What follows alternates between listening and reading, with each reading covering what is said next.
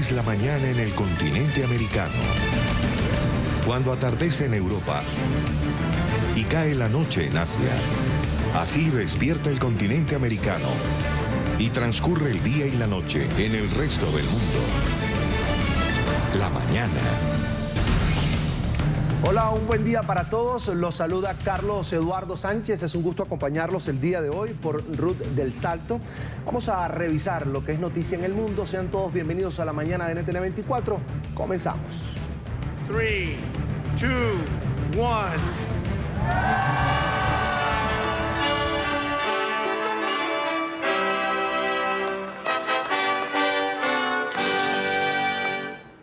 El presidente Donald Trump y la primera dama Melania Trump participaron en la iluminación del Árbol Nacional de Navidad, una tradición que se extiende desde 1923, cuando el presidente Calvin Coolidge encendió un abeto Vermont de 14 metros. El árbol de este año fue plantado en la elipse en el Parque del Presidente al finales del mes de septiembre. Reemplazó el anterior árbol de Navidad nacional que se encontraba desde 2012, pero fue dañado por un hombre que intentó treparlo. El evento se llevó a cabo el mismo día en que la presidenta de la Cámara de Representantes, Nancy Pelosi, ordenó al Comité Judicial de la Cámara que redactara los artículos del juicio político contra el mandatario de los Estados Unidos. Si los artículos de juicio político se aprueban como se espera, eso llevaría a un juicio en el Senado sobre si condenar a Trump y destituirlo de su cargo. Los republicanos controlan la Cámara Alta y han mostrado su poco apoyo para la destitución de Trump. Trump no se refirió al proceso de impeachment y le deseó al público una feliz Navidad. Como una nación agradecida, alabamos la alegría de la familia, las bendiciones de la libertad y el milagro de la Navidad. En nombre de Melanie y de toda nuestra familia, feliz Navidad y que Dios los bendiga a todos. Muchísimas gracias. Feliz Navidad a todos. El ambiente navideño también llegó a la Plaza de San Pedro del Vaticano. Anoche se llevó a cabo la inauguración del portal de Belén y el encendido del árbol de Navidad. El abeto de 26 metros de altura, decorado con adornos de plata y oro, luces de bajo consumo, ha sido donado por la región norteña de Veneto y se mantendrá en la Plaza de San Pedro durante toda la temporada. La escena de la Natividad, que incluye unas 23 figuras de tamaño natural, fue hecha completamente de madera. Las figuras que rodean la escena representan la vida de un pequeño pueblo rural en la provincia norteña de Trento a principios del siglo XX. El árbol y el pesebre se pueden admirar hasta el próximo 12 de enero.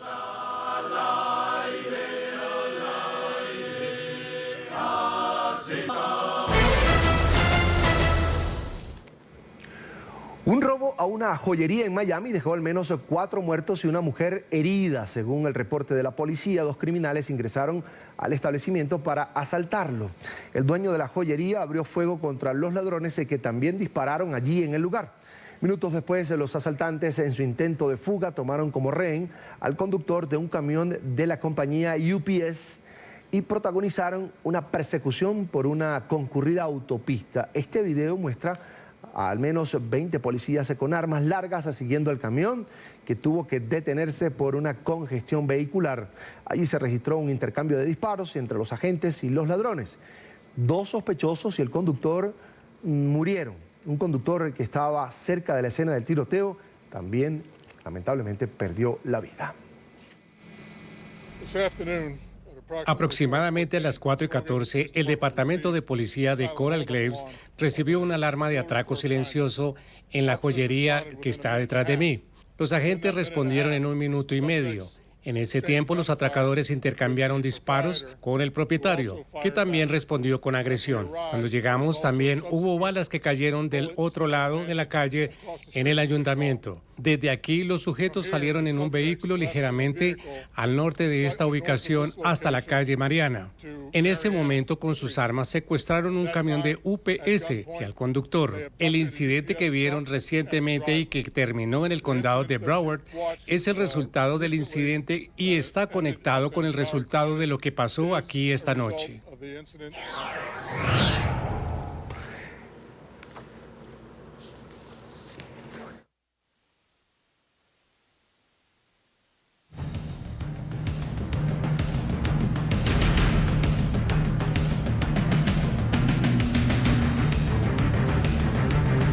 Según la policía de Florida, Frank Ordóñez es el nombre del joven conductor de la empresa de mensajería UPS, quien fue secuestrado por 2 ladrones de joyas. Recién había terminado el programa de capacitación y era su primer día de trabajo solo, sin un compañero a su lado. Frank Ordóñez nació en Ecuador y era el padre de una niña de 5 años. De acuerdo con su perfil publicado en la plataforma Facebook, Frank estudió en el Miami-Dade Community College y vivía en Hialeah Gardens.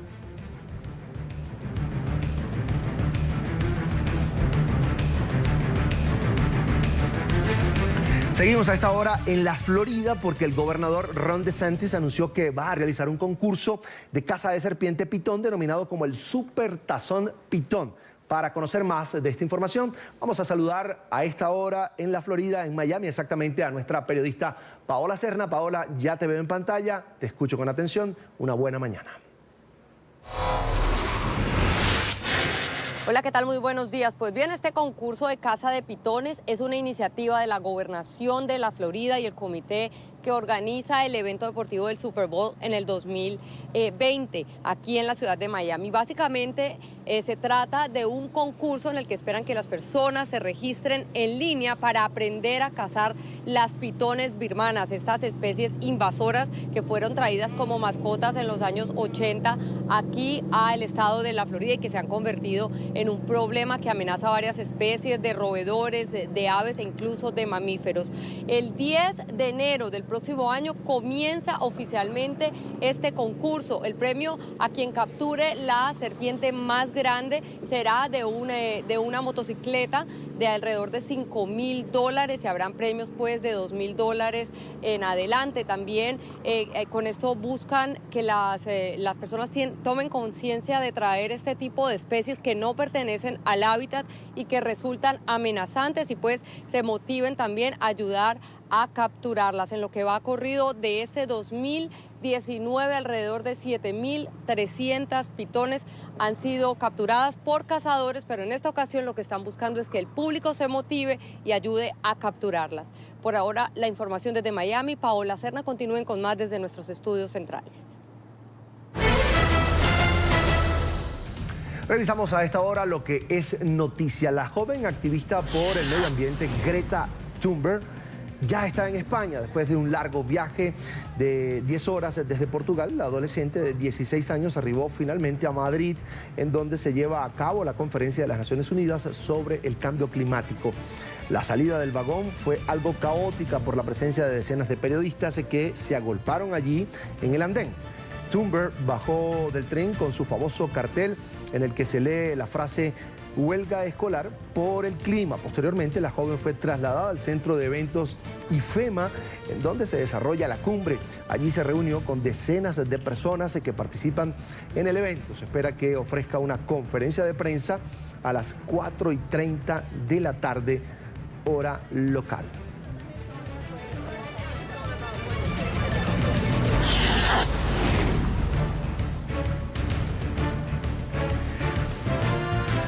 Un helicóptero Black Hawk de la Guardia Nacional de Minnesota se estrelló en el centro del estado. 3 militares que estaban a bordo perdieron la vida. El siniestro ocurrió durante un vuelo de prueba de mantenimiento. Equipos de emergencia llegaron al lugar del accidente. La Guardia Nacional de Minnesota anunció que iniciará una investigación sobre los motivos del siniestro.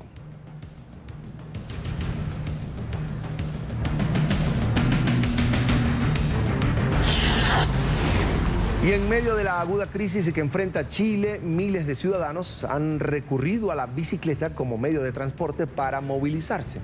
Las intensas protestas que se registran a diario en Santiago, la capital del país, han desatado el caos vehicular. Cientos de personas continúan uniéndose a esta alternativa de movilidad, ya sea para asistir a sus trabajos o desplazarse dentro de la ciudad.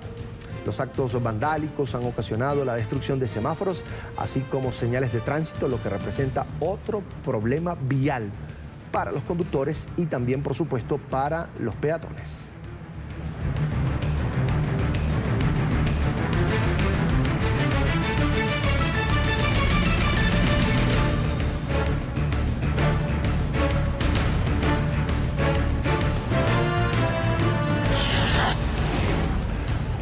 Vamos ahora a Francia. Avanza el segundo día de huelga nacional contra la reforma de pensiones del presidente Emmanuel Macron.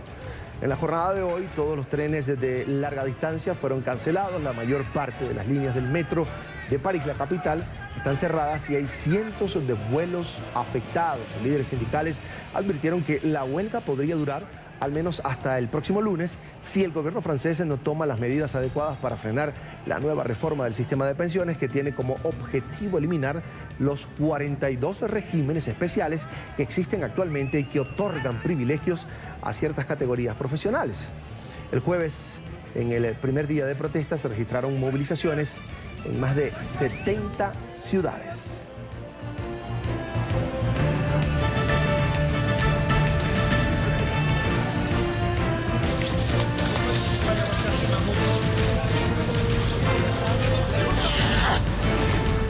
Fuera de control los incendios en el norte de Sydney.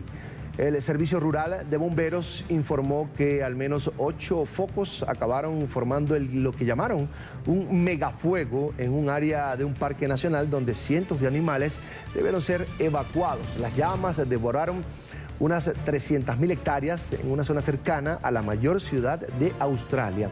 Los bomberos admitieron que no estaban en condiciones de controlar el fuego, sino que solo podían desalojar a los vecinos, proteger las viviendas y esperar además a que mejore la situación meteorológica. Hay fuertes vientos y se registran altas temperaturas.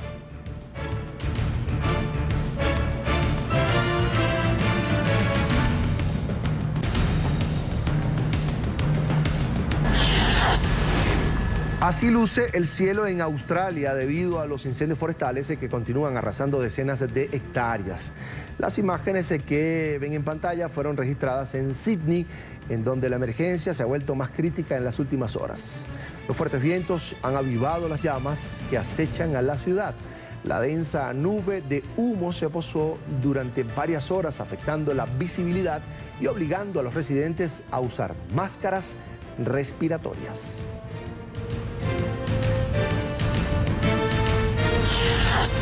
Vamos a hablar ahora de Estados Unidos. El candidato a la nominación presidencial demócrata por Joe Biden reaccionó con vehemencia ante los cuestionamientos sobre su hijo Hunter y su edad durante un acto de campaña en Iowa. Un agricultor de 83 años que se encontraba en el lugar, allí entre el público, acusó al aspirante de haber enviado a su hijo a trabajar a Ucrania, argumentando los señalamientos de corrupción que ha hecho el presidente de los Estados Unidos, Donald Trump, sobre el caso de Hunter Biden. Con una mirada desafiante, el postulante respondió a las acusaciones de este ciudadano. Eres un maldito mentiroso. Eso no es verdad. Y las cosas nunca han sido así. Y por cierto, no soy sedentario. He estado aquí por mucho tiempo y sé más de lo que la mayoría de la gente sabe. Y puedo hacer las cosas. Por eso me postulé. Vamos ahora a esta hora exactamente 8:13 minutos de la mañana en Bogotá. Vamos a Colombia porque se llevó a cabo una nueva reunión entre el gobierno y los representantes del Comité Nacional del Paro. Allí se acordó que los promotores de esta propuesta deberán entregar un documento precisando mucho más, siendo muy específicos en cuanto a las peticiones que han presentado al gobierno del presidente Iván Duque.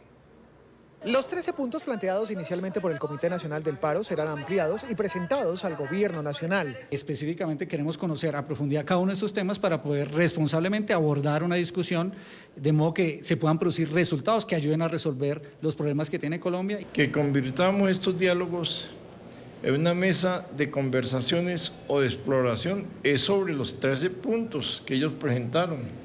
Y obviamente que se les ha solicitado precisar cada punto. El Comité del Paro insistió en una negociación exclusiva.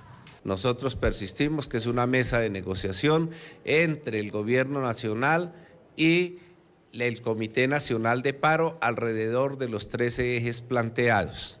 El próximo 11 de diciembre se realizará la siguiente reunión entre el Gobierno y el Comité del Paro. Hacemos la primera pausa para comerciales aquí en la mañana de NTN 24 y cuando a las 9:21 minutos de la mañana en Caracas hablamos de las noticias en Venezuela porque sigue la emergencia por el aumento de los casos de malaria. Este año, escuchen bien, 400.000 personas resultaron contagiadas. Médicos y especialistas han unido sus voces para alertar sobre la grave situación, una enfermedad que había sido erradicada del país en la década de los 60, 70, ha vuelto a reaparecer, afectando la vida, ya lo decía, de al menos 400.000 personas y por supuesto afectando la vida diaria también del núcleo familiar. Vamos en directo a la capital venezolana y está en pantalla ya nuestro periodista Oliver Fernández. Tiene más información. Oliver, es un gusto saludarte, una buena mañana para ti. Un buen día para ti, Carlos, y también para nuestros televidentes, así es. Este jueves, en rueda de prensa, el Plan País, todo lo que tiene que ver con salud, pues ellos han dicho que son al menos 400.000 casos los que se han registrado en Venezuela de malaria. Y 50% de los casos que se registran en el continente americano pertenecen a Venezuela. Ya ellos han catalogado esta enfermedad como una epidemia, lo que ha ocurrido. El 80% de estos casos se registran también en el estado Bolívar, al sur de esta nación suramericana. Esta emergencia humanitaria, ellos han dicho que lamentablemente esta ayuda humanitaria que se ha dicho desde hace mucho tiempo, desde hace muchos meses, no ha llegado a Venezuela y que se ha utilizado como política y que no es una realidad como lo han querido hacer ver algunos entes del régimen de Nicolás Maduro. Tampoco esta ayuda humanitaria ha llegado a los hospitales. Recordemos que en Venezuela, Carlos, son 130 hospitales los que existen en todo el territorio nacional y ninguno tiene la capacidad para poder de alguna manera tratar esta enfermedad. Venezuela está viviendo de las donaciones a pesar de ser el país que ostenta las reservas petroleras más grandes del mundo, es decir, el tratamiento para esta enfermedad, también para los antirretrovirales, las personas que sufren de HIV, pues tampoco se consiguen y, por supuesto, pues los venezolanos viven prácticamente de la caridad de otros países. Pero vamos a ver el siguiente informe. 50% de los casos de malaria que se han registrado en el continente están en Venezuela. El país retrocedió a los años 40 en el combate de esta enfermedad. Cuando tú sumas ese total de casos, y es un gráfico que está en el World Malaria Report, tú encuentras que el 50% de esos casos son de Venezuela solamente. 80% de los casos se registran en el estado Bolívar, al sur de Venezuela. El régimen de Maduro no ha invertido ni $1 para controlar la enfermedad. Son focos que pueden prenderse y pueden tardar 5, 10 o 15 años en volverse a apagar nuevamente.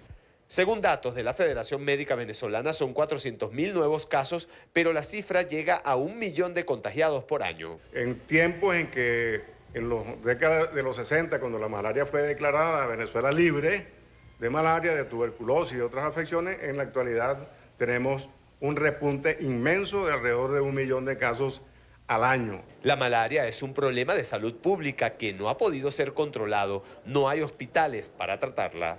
Los hospitales del sistema de salud, de sanidad y todos los pertenecientes de alguna manera a entes públicos se encuentran en cierre técnico. Hay decepción dentro de los hospitales. La ayuda humanitaria solo fue una propaganda política. La ayuda humanitaria se olvidaron de ella.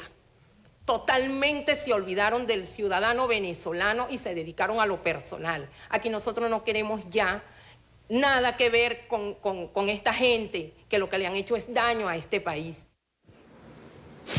Bien, Oliver, son 400.000 nuevos casos, pero 1 millón de personas afectadas por esta enfermedad. Y tomando en cuenta la situación de crisis que vive el país, la situación de crisis que se vive en los hospitales, quería preguntarte, ¿cómo están haciendo estas personas para el tratamiento de una enfermedad tan complicada?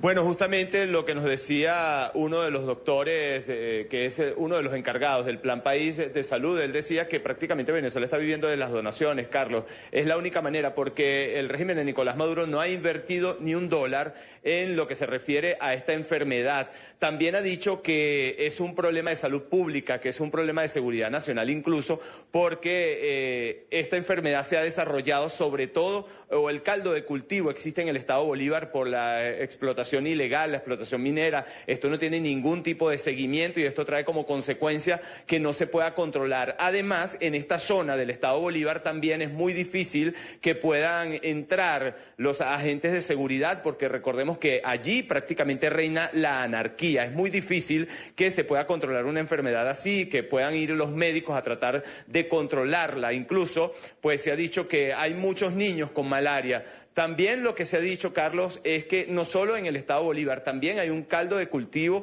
en el estado Sucre, al norte-este de Venezuela. Allí también se está desarrollando lamentablemente o se está propagando esta enfermedad tan difícil para los venezolanos y mientras el gobierno o el régimen de Nicolás Maduro pues no invierta ni $1, pues va a ser muy difícil, los muertos van a seguir, es decir, van a seguir falleciendo personas, es lo que han dicho también los especialistas, Carlos. Oliver, ya son las 9:26 de la mañana, avanza la mañana en la capital venezolana y quería preguntarte también por la agenda informativa del día. ¿Qué hay? ¿Qué tenemos? Bueno, para el día de hoy tenemos una rueda de prensa en el Partido Voluntad Popular. Ellos van a reaccionar en cuanto a lo que ha sido esta trama de corrupción que se descubrió durante esta semana. Hay un frente allí que ellos van a fijar posición de qué es lo que se debería hacer. También va a haber reacciones de la sociedad civil en la Universidad Católica Andrés Bello. Va a haber un encuentro entre los representantes de la universidad, profesores universitarios, los estudiantes con la sociedad civil. Ellos van a debatir lo que significa esta trama de corrupción. También recordemos que en un mundo tan heterogéneo como existe en la Asamblea Nacional, pues se ha dicho que, bueno, que quizás estos diputados a la Asamblea Nacional pues lamentablemente cedieron a lo que es la corrupción, pero tampoco, Carlos, se puede culpar a todos los diputados al Parlamento venezolano que sí vienen trabajando desde hace mucho tiempo para tratar de lograr una transición hacia la democracia en Venezuela.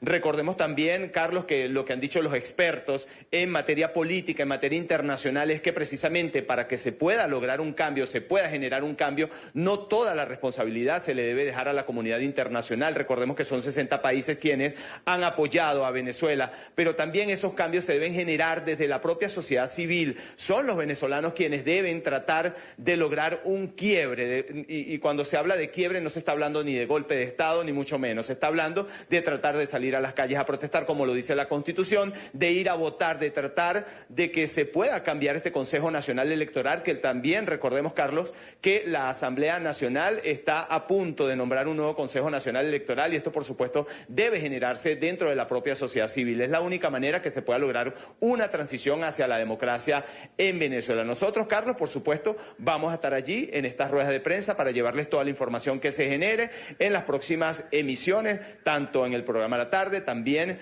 como en los diferentes informativos que tenemos en NTN 24, Carlos.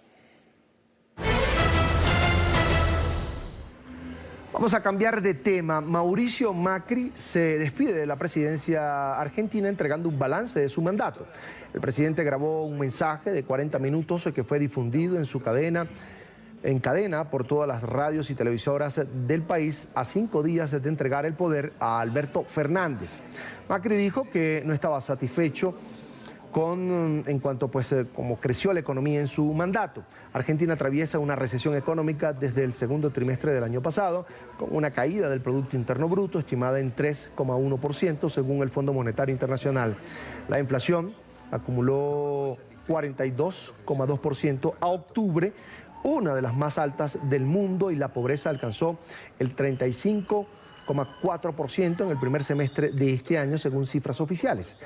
Macri enumeró uno a uno los logros de su gobierno, las reformas del Instituto de Estadísticas y la reducción, además del déficit fiscal, los destacó como algo positivo de su gestión. Un poco más tolerantes. Lamento no haber podido ofrecer mejores resultados en estos años. Nos chocamos contra la misma piedra de tantas décadas en la vida de los argentinos, el dólar. No me voy satisfecho con cuánto creció la economía en mi mandato, los resultados de nuestra lucha contra la inflación y la pobreza. Nos acompaña a esta hora desde la capital de Argentina, desde Buenos Aires, Mariano Beltic, es analista político, además colega periodista. Mariano, bienvenido a la mañana de NTN 24. Hola, ¿qué tal? Buenos días a todos allí. Es un gusto, bienvenido. Hablemos primero del país que deja Mauricio Macri el próximo 10 de diciembre asume el nuevo presidente de Argentina, el presidente electo Alberto Fernández. ¿Cuál es el país que deja Mauricio Macri? Bueno, un país bastante comprometido en sus índices económicos y sociales. Casualmente comentabas acerca de la evaluación que hizo ayer el presidente Mauricio Macri, donde omitió muchos de los que serían los reprobados de su gestión. Es un desempleo que, si bien es cierto en cifras oficiales estaba en torno al 35%, ayer un índice privado que es respetado, el de la Universidad Católica aquí en la Argentina, lo daba por encima del 40% en su última medición. A la vez estamos hablando de un desempleo en alza, la precarización laboral. Estamos hablando de una economía que tiene una proyección de inflación por encima del 50% para lo que resta de este año y que sería casi al mismo nivel que la del año pasado. O sea, una situación bastante complicada para desmantelar, porque el próximo presidente tendrá que atender, por un lado, con lo que es la prioridad de la emergencia social, pero a la vez también una elevada deuda que deja el gobierno saliente y que va a comprometer en gran parte el margen de maniobra que va a tener Alberto Fernández. Mariano, los problemas económicos que hoy vive la Argentina de alguna manera fueron producto de lo que heredó el gobierno Macri, o totalmente la responsabilidad recae en la gestión de Mauricio Macri. Creo que es una explicación que tendríamos que atribuirle por porcentajes. Creo que hay una suerte de herencia económica complicada. Recordemos que Mauricio Macri asume en 2015 con una economía que siempre la Argentina tuvo la gran preocupación por el tema de la generación de dólares, el ingreso de dólares. Es una economía bimonetaria prácticamente. Nosotros nos manejamos con pesos, pero pensamos en dólares aquí en la Argentina, en materia de precios, en materia de tarifas, en materia de inclusive los movimientos económicos y comerciales, con lo cual eso condice mucho lo que es la problemática que arrastra la Argentina desde hace años. Era una economía muy debilitada precisamente con un cepo, por ejemplo, en el cual no se podía acceder a dólares por parte de no solamente el ahorrista privado, sino inclusive las empresas tenían grandes dificultades, lo cual generaba también un impacto en el motor económico. Pero luego, a partir de allí, también hay algunas acciones que toma el gobierno de Mauricio Macri, quizás demasiado confiado en que solamente por ser de un signo diferente, mucho más amigable con el mercado, eso se iba a traducir en una lluvia de inversiones, citando textualmente palabras de sus propios funcionarios, que nunca llegó, básicamente. O sea, a partir de allí hay decisiones tomadas erradas en materia de liberación, por ejemplo, de lo que es el mercado financiero, casi te diría de un día para el otro, y cuestiones por el estilo que dejaron a una economía que no tenía fuerza como para tolerar cualquier cimbronazo internacional totalmente expuesta. Si tuvieras la oportunidad de poner el resaltador, Mariano, en algunos logros de la gestión Macri, ¿en qué los pondrías? Bueno, si tuviéramos que resaltar algo positivo, creo que tiene que ver con determinadas cuestiones a nivel institucional, determinadas cuestiones que tienen que ver con transparentar un poco más la gestión pública, algo que se venía demandando, la sociedad lo hacía desde hace mucho tiempo, a partir de lo que eran deudas de la gestión anterior. Creo que en ese sentido hay un balance positivo en cuanto a lo que sería ciertos manejos institucionales del poder. Otros no cambiaron demasiado. La cuestión de la relación con la prensa, por ejemplo, si bien se relajó un poquito como, lo que era el nivel de las presiones que sufrían algunos periodistas, por otro lado, no fue, digamos, del todo una panacea como lo describe el presidente saliente Mauricio Macri. En materia de corrupción, por ejemplo, seguramente veremos con una justicia que actúa bastante complaciente de acuerdo al poder de turno, veremos a partir de los próximos meses cómo avanzan muchas causas que durante estos meses últimos y años estuvieron postergadas, demoradas, porque involucraban precisamente a figuras de gobierno. O sea, digo, no es un gobierno que esté libre de cuestionamientos, inclusive en materia legal, que van a tener que rendir cuentas. Pero es un gobierno que quizás en su balance positivo deja, por un lado, la cuestión pública, la cuestión de cierto institucionalismo remediado y, a su vez, lo que sería quizás en la relación con el mundo, cierta apertura hacia reconstruir algunos vínculos, por ejemplo, con Estados Unidos y Europa, que estaban básicamente rotos o dañados. Cierro con esto, no la tiene fácil o no la va a tener fácil el nuevo presidente de la Argentina, Alberto Fernández, un país en crisis económica con el desempleo que crece y con la pobreza que crece también. Exactamente, o sea, es la gran deuda que deja el gobierno de Mauricio Macri, lo económico y lo social. Sobre todo teniendo en cuenta que el propio Mauricio Macri se había fijado como meta que evaluaran su gestión, y esto lo hizo el primer año, en base a que pudiera reducir o no la pobreza. En el medio hubo 2 devaluaciones muy fuertes de la moneda y eso automáticamente eleva la línea de pobreza, en parte porque, como les decía antes, la inflación aquí se mueve mucho en base a lo que es la proyección del dólar, y a partir de que el dólar se devaluó de los casi 14 aproximadamente pesos que estaban en su momento, 17, 14 pesos al comienzo de la gestión de Mauricio Macri, a los actuales 60, bueno, se explica también en gran medida que gran parte de la población cayera bajo la línea de pobreza, acompañando esta inflación de más del 50% por 2 años y también con índices elevados los primeros 2 años de la administración.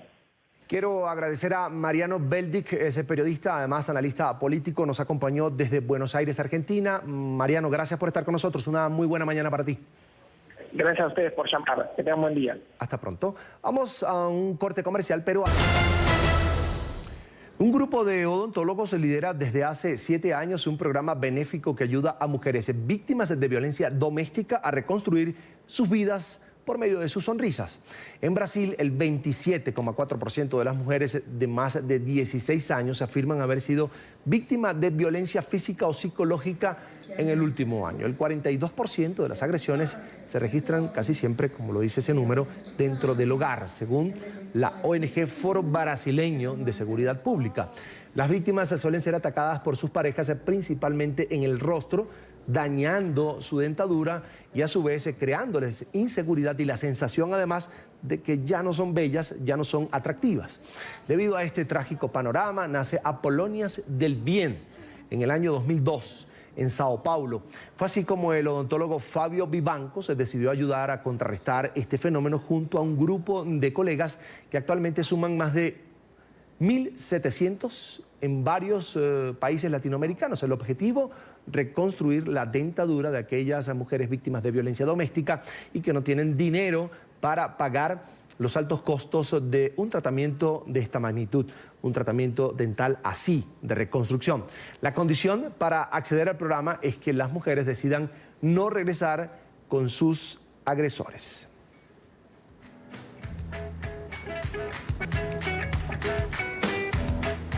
Quiero saludar esta mañana al odontólogo y miembro de la campaña Apolonias del Bien, Armando Piva. Ahí está en pantalla. Un buen día para usted. Bienvenido, por supuesto, a la mañana de NTN 24. Gracias por atendernos. Buen día, un placer estar con ustedes. Muy buenos días, es un placer estar con ustedes. Señor Armando, ¿cómo nace Apolonias del Bien y por qué ese nombre, Apolonias del Bien?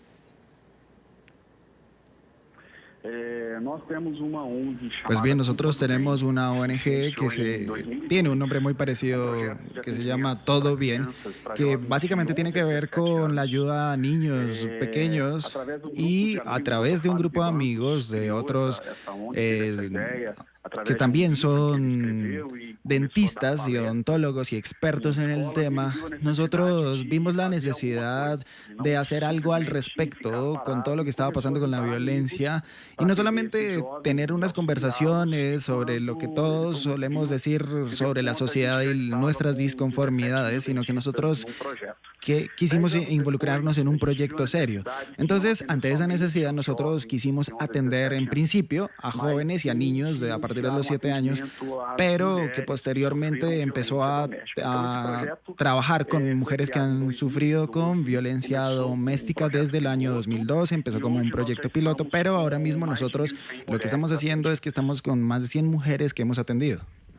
Señor Armando, ¿cómo logran detectar esa parte? Porque en la violencia doméstica, en la violencia intrafamiliar, la mujer sufre mucho violencia psicológica. Es el hombre que se cree el poderoso dentro de la casa, que paga las cuentas, que paga la escuela de los hijos, es decir, que compra la comida. Y esa figura termina afectando a la mujer psicológicamente, la reduce en cuanto a sus ganas de salir adelante. Pero ¿cómo se dieron cuenta cómo esa parte de que el hombre cuando la agredía, cuando la golpeaba, le afectaba la dentadura como tal?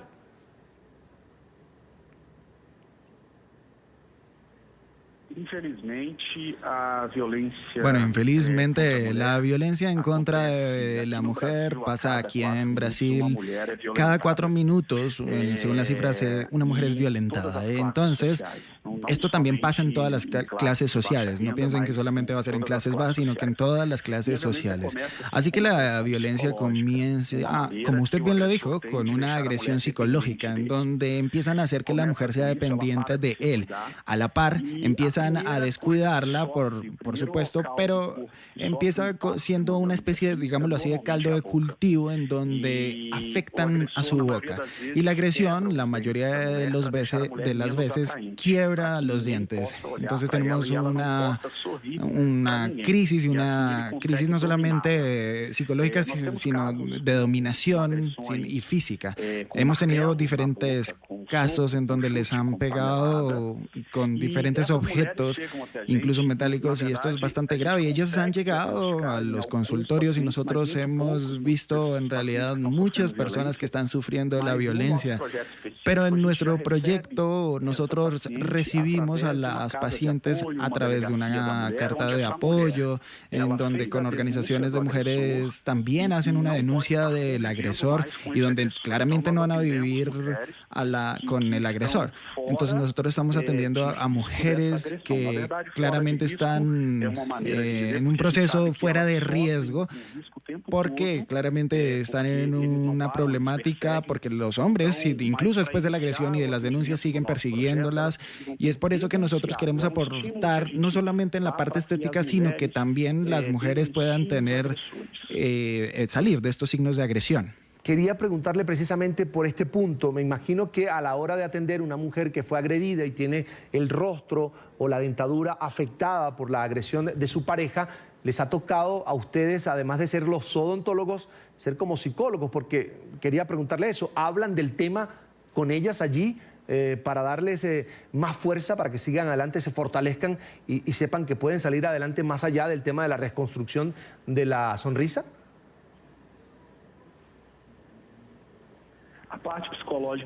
La parte psicológica es muy importante porque ellas llegan generalmente con una autoestima muy baja, como usted lo menciona, eso es clave. Y claramente ellas necesitan un apoyo psicológico y de acompañamiento. Hay algo importante que nosotros hacemos y lo hicimos recientemente y puede ser compartido con todos ustedes y quiero hacerlo, es que un gran porcentaje, casi el 100%, llegan pensando que ellas incluso son las culpables de lo que les pasó, pero que además los dientes que ellas necesitan, pues claramente llegan con el 60% de su boca destruida. Y de ese 60%, claramente ellas empiezan a pensar que no pueden tener una rehabilitación correspondiente para volver a verse bien.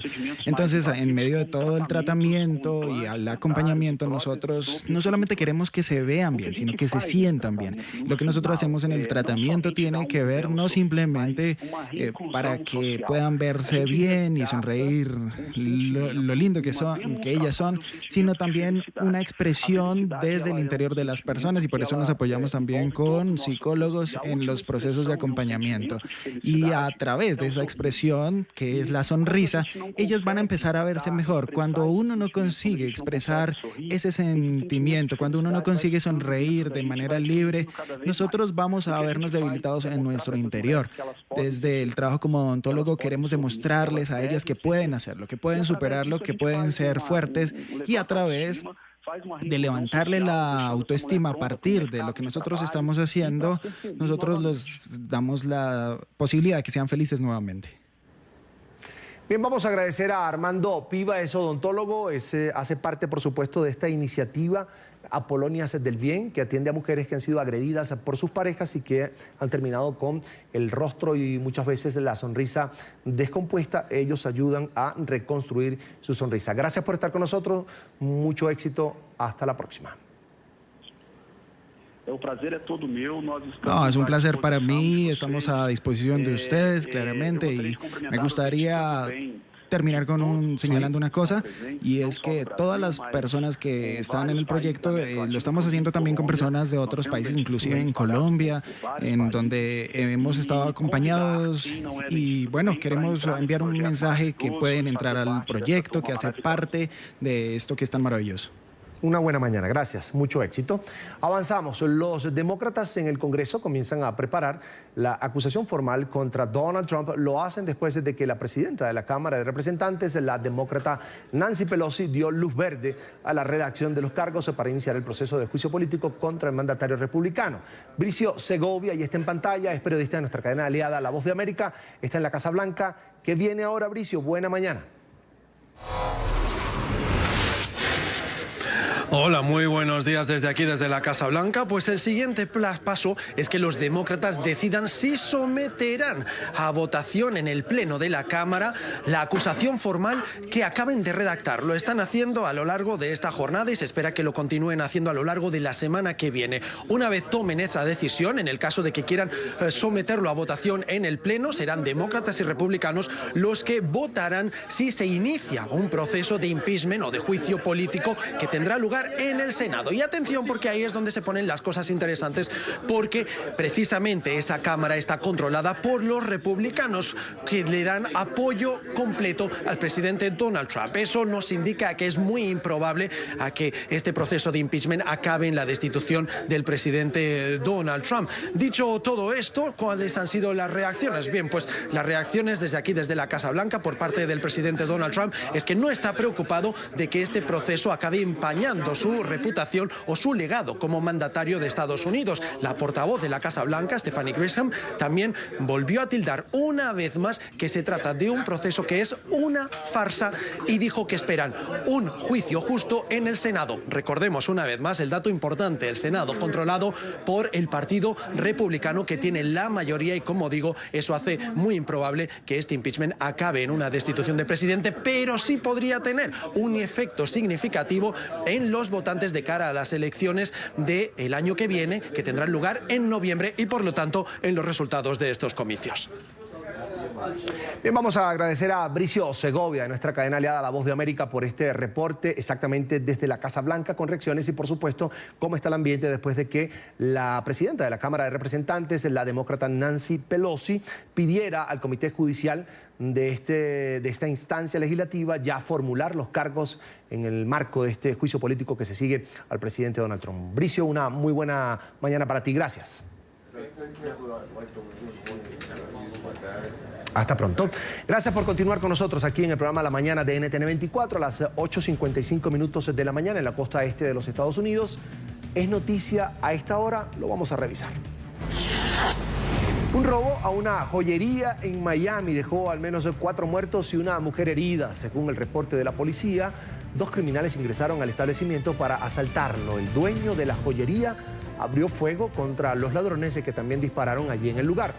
Minutos después, los asaltantes, en su intento de fuga, tomaron como rehén al conductor de un camión de la compañía UPS y protagonizaron una persecución por una concurrida autopista. Este video muestra al menos 20 policías con armas largas siguiendo al camión, que tuvo que detenerse por una congestión vehicular. Allí se registró un intercambio de disparos entre los agentes y los ladrones. 2 sospechosos y el conductor de UPS murieron. Un conductor que estaba además cerca de la escena del tiroteo también lamentablemente perdió la vida. Aproximadamente a las 4:14, el Departamento de Policía de Coral Gables recibió una alarma de atraco silencioso en la joyería que está detrás de mí. Los agentes respondieron en 1 minuto y medio. En ese tiempo, los atracadores intercambiaron disparos con el propietario, que también respondió con agresión. Cuando llegamos, también hubo balas que cayeron del otro lado de la calle en el ayuntamiento. Desde aquí, los sujetos salieron en un vehículo ligeramente al norte de esta ubicación hasta la calle Mariana.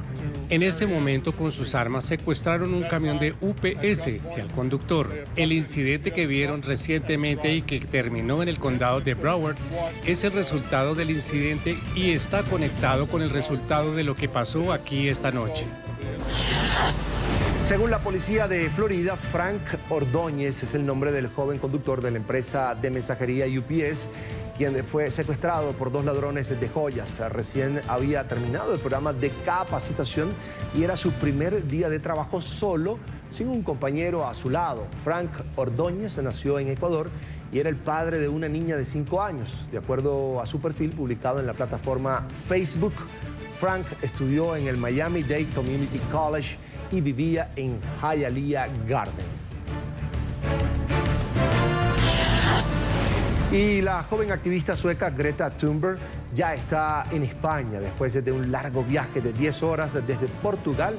La adolescente de 16 años arribó finalmente a Madrid, en donde se lleva a cabo la Conferencia de las Naciones Unidas sobre el Cambio Climático. La salida del vagón fue algo caótica por la presencia de decenas de periodistas que se agolparon en el andén. Thunberg bajó del tren con su famoso cartel en el que se lee la frase "huelga escolar por el clima". Posteriormente, la joven fue trasladada al centro de eventos IFEMA, en donde se desarrolla precisamente la cumbre. Allí se reunió con decenas de personas que participan del evento. Se espera que ofrezca una conferencia de prensa a las 4:30 de la tarde, hora local. Vamos ahora a Francia. Avanza el segundo día de huelga nacional contra la reforma de pensiones del presidente Emmanuel Macron. En la jornada de hoy, todos los trenes de larga distancia fueron cancelados, la mayor parte de las líneas del metro de París, la capital, cerradas, y hay cientos de vuelos afectados. Líderes sindicales advirtieron que la huelga podría durar al menos hasta el lunes si el gobierno francés no toma las medidas adecuadas para frenar la nueva reforma del sistema de pensiones, de objetivo eliminar los 42 regímenes especiales que existen actualmente y que otorgan privilegios a ciertas categorías profesionales. El jueves, en el primer día de protesta, se registraron movilizaciones en más de 70 ciudades del país. Un helicóptero Black Hawk de la Guardia Nacional de Minnesota se estrelló en el centro del estado. 3 militares que estaban a bordo perdieron la vida. El siniestro ocurrió durante un vuelo de prueba de mantenimiento. Equipos de emergencia llegaron al lugar del accidente. La Guardia Nacional de Minnesota anunció que iniciará una investigación sobre los motivos del siniestro.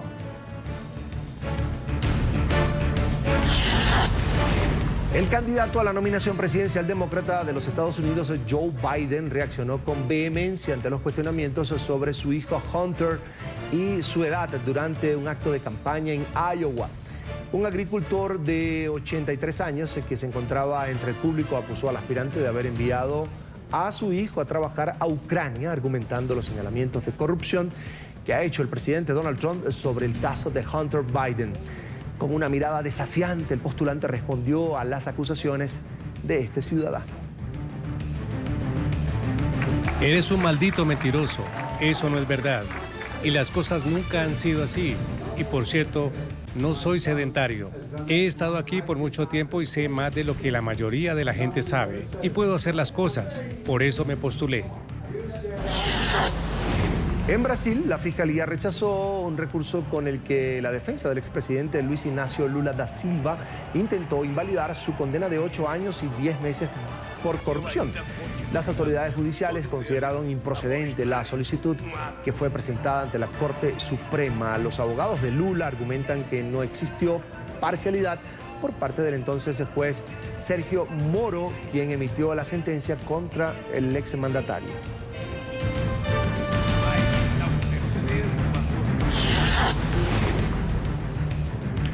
Fuera de control, los incendios en el norte de Sydney. El Servicio Rural de Bomberos informó que al menos 8 focos acabaron formando lo que llamaron un megafuego en un área de un parque nacional donde cientos de animales debieron ser evacuados.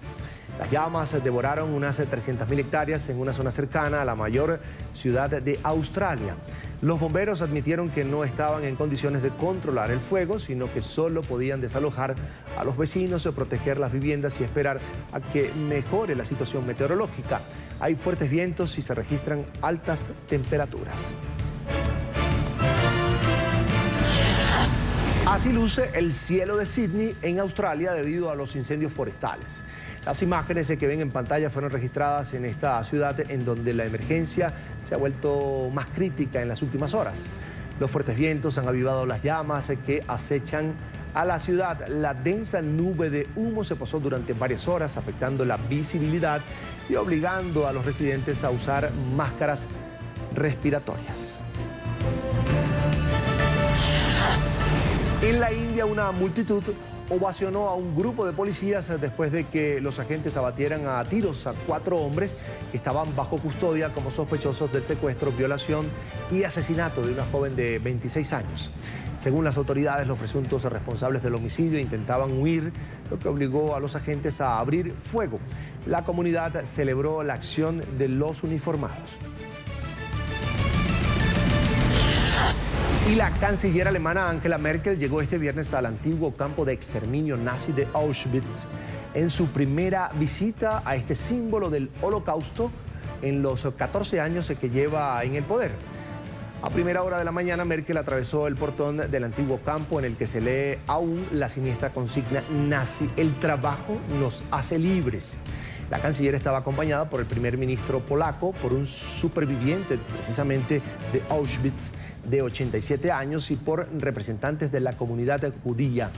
El jueves, Merkel anunció la concesión de 60 millones de euros a la fundación Auschwitz-Birkenau para el mantenimiento precisamente del sitio donde fueron asesinados más de 1 millón de personas entre 1940 y 1945. La visita de la funcionaria se da poco antes de la conmemoración del aniversario número 75 de la liberación del lugar por el Ejército Rojo ruso el 27 de enero exactamente de 1945. Es la primera vez que un canciller de Alemania pisa el lugar desde 1995.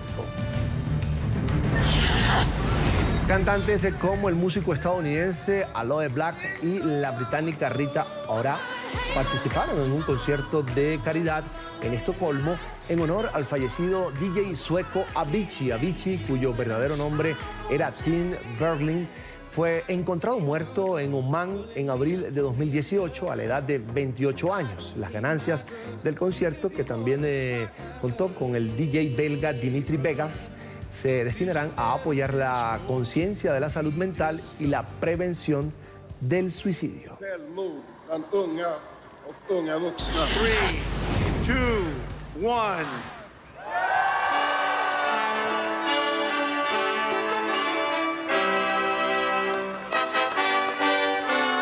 El presidente Donald Trump y la primera dama Melania Trump participaron en la iluminación del Árbol Nacional de Navidad, una tradición que se extiende desde 1923 cuando el presidente Calvin Coolidge encendió un abeto Vermont de 14 metros. El árbol de este año fue plantado en el elipse en el Parque del Presidente a finales del mes de octubre. Reemplazó el anterior árbol de Navidad nacional que se encontraba desde 2012, pero fue dañado por un hombre que intentó treparlo. El evento se llevó a cabo el mismo día en el que la presidenta de la Cámara de Representantes, Nancy Pelosi, ordenó al Comité Judicial de la Cámara que redactara los artículos del juicio político contra el mandatario de los Estados Unidos. Si los artículos de juicio político se aprueban, como se espera, eso llevaría a un juicio en el Senado sobre si condenar a Trump o destituirlo de su cargo. Los republicanos controlan la Cámara Alta y han mostrado poco apoyo para la destitución de Trump. Trump no se refirió al proceso de impeachment y le deseó al público y a los Estados Unidos una feliz Navidad. Como una nación agradecida, alabamos la alegría de la familia, las bendiciones de la libertad y el milagro de la Navidad. En nombre de Melanie y de toda nuestra familia, feliz Navidad y que Dios los bendiga a todos. Muchísimas gracias. Feliz Navidad a todos.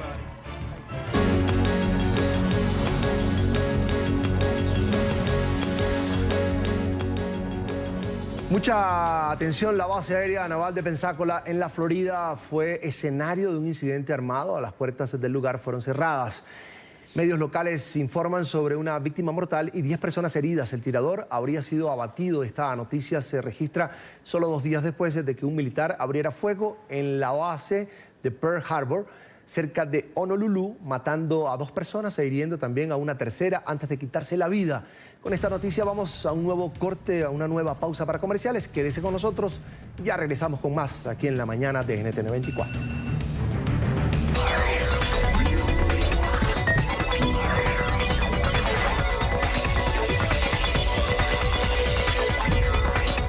Ciencia, salud y tecnología en la mañana de NTN 24 y para ello me acompaña mi querido amigo Álvaro Dávila. Como siempre es un gusto conversar contigo, bienvenido. Gracias, muchas gracias por la invitación y gracias a todos los televidentes. Álvaro, el tema de la seguridad, la privacidad en Internet es algo vital para los usuarios, por supuesto, de la gran red.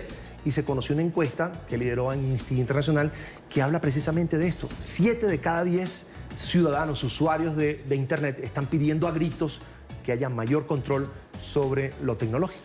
Sí, realmente esta encuesta, digamos, tiene varios parámetros. Es muy importante porque genera o queda evidenciado que la gente quiere un cambio, que hay un cambio en el comportamiento digital, en el comportamiento en línea de los usuarios. Queda claro que la gente le está pidiendo también a gritos al gobierno, a los distintos gobiernos de los distintos países en el mundo, de regulen por favor a las compañías tecnológicas, no las dejen seguir teniendo el poder que tienen, que además es un poder desmesurado, y protéjanos no solo desde el punto de vista de nuestra intimidad, sino también desde el punto de vista de nuestra información y nuestra data. Los proveedores tienen que tener algo de respaldo. Protejan esa información que nosotros tenemos ahí. Ahora, también hay una estadística muy interesante dentro del estudio, es que 1 de cada 3 de esos usuarios, de esos 10.000 usuarios que se encuestaron en 9 países, dicen que ya no consultan las mismas páginas, pero además en los motores de búsqueda no consultan los mismos términos, para que no lo sigan, o sea, para no dejar un rastro determinado. Entonces, cuando tú miras eso, pues realmente es muy importante. Ahora, hay un tercer punto, y es que de 8 de cada 10 personas que se encuestaron, también criticaron ese formato de publicidad que utilizan las grandes marcas, las grandes tecnológicas, y dicen que ese modelo centralizado que se utiliza en Internet, pues de una u otra forma genera un daño y puede ocasionar un problema para la intimidad de las personas. Como invasivo, Álvaro. Es invasivo y sienten que de una u otra forma su intimidad se puede ver vulnerada a través de estas plataformas. Entonces realmente sí es un estudio muy interesante que arroja unas cifras muy interesantes y que, lo que te decía, deja entrever que las personas ya tienen en su cabeza de me están siguiendo, utilizan mis datos para venderme cosas y pueden vulnerar mi información. Entonces, realmente sí es demasiado interesante el estudio. Amnistía también había publicado anteriormente algo similar y había dicho que de una u otra forma las compañías tecnológicas tenían que medirse. Pero veamos este informe que preparamos. Las preocupaciones sobre la privacidad están llevando a las personas a cambiar su comportamiento en línea. Así lo informó Amnistía Internacional a través de un sondeo. El informe mostró que 1 de cada 3 personas evita términos de búsqueda o páginas específicas para prevenir el seguimiento. Debido a los escándalos relacionados con la publicidad política de Facebook y otras plataformas, 8 de cada 10 personas que participaron en el estudio revelan que el nuevo modelo empresarial centralizado en crear perfiles detallados sobre las personas con el fin de vender publicidad también les genera algún tipo de preocupación. Otro de los aspectos más importantes entre la comunidad encuestada tiene que ver con el robo de información. Según el sondeo, más de 7 de cada 10 consultados dijeron que les preocupaba cómo las firmas tecnológicas recopilan y utilizan sus datos personales. El problema muchas veces tiene que ver con la información pública que queda en Facebook, en las distintas redes sociales, y muchas veces los atacantes van juntando estos datos públicos y hacen un ataque directo, por ejemplo a WhatsApp, sabiendo características de las personas. Debido a la mala reputación que enfrentan los gigantes tecnológicos al hacer mal uso de su poder y no proteger a sus usuarios, cerca de la mitad de los entrevistados dijo que desde entonces se ha vuelto más cauto a la hora de compartir información personal en línea, como edad, género u orientación sexual. El sondeo realizado en línea a finales de octubre por la encuesta británica YouGov en países que incluyeron a Brasil, India y Estados Unidos pretende informar a toda la comunidad acerca de lo importante que es la recolección de datos. Primero, la cuestión de normativas, ¿sí? Que los estados, que los gobiernos tengan su ley de protección de datos. Segundo, que las empresas cuiden la información sensible de los ciudadanos. Y tercero, justamente nosotros como usuarios debemos tomar conciencia del impacto que tiene justamente compartir información sensible de manera pública sin darnos cuenta.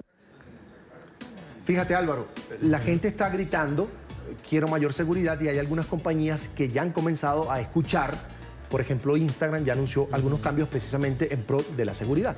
Sí, mira, Instagram va a pedir la fecha de nacimiento a los usuarios y les va a decir, oiga, si ustedes no son mayores de 13 años, no van a poder estar dentro de la plataforma, no van a poder de una u otra forma acceder a esta y se les va a prohibir la admisión en los distintos países donde funciona la compañía y además esto va a evitar que esta compañía pues tenga unas normas relacionadas con privacidad un poco más de pronto costosas de lo que podría ser y también tiene como único fin pues también garantizar esa seguridad y esa privacidad de los menores de edad. Hay una edad mínima. Hay una 13 edad años, mínima, ¿no? 13 años. Sí. Entonces es importante tener eso en cuenta, 13 años. A partir de ahora, los niños menores de 13 años no van a poder ingresar a esta plataforma.